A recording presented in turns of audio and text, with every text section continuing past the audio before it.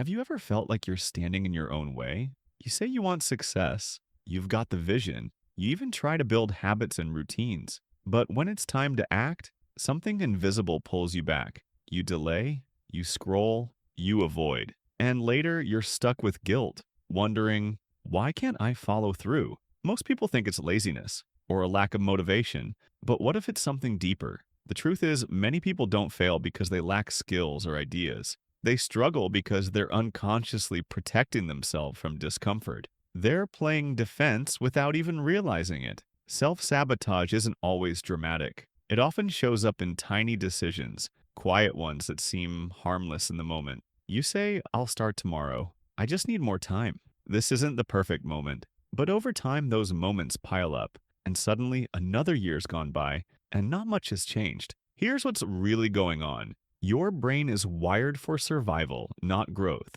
And every time you step towards something bigger, whether it's launching a project, speaking up, or leaving your comfort zone, your brain registers it as uncertainty. And uncertainty feels like danger. Even if you consciously want progress, your subconscious wants safety. That's why procrastination feels so logical. That's why comfort becomes addictive.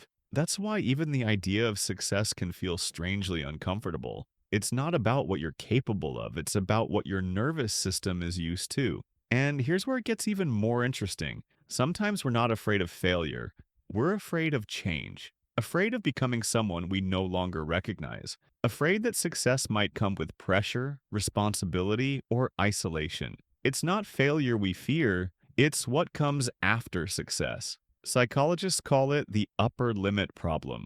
The moment life starts improving beyond what you're used to, your subconscious pulls you back to familiar ground. You miss the meeting, you stop showing up, you invite chaos into order. It's like an internal thermostat. The temperature rises, and your system kicks in to cool things down. Back to normal, back to safe, back to stuck. But what if you didn't cool things down this time? What if you sat with the discomfort and let yourself rise? The first step is awareness. Catch yourself when you're avoiding, delaying, or overthinking. Instead of asking, what's wrong with me? Ask, what am I afraid might happen if this actually works? Next, lower the resistance. Don't force massive change. Shrink the step.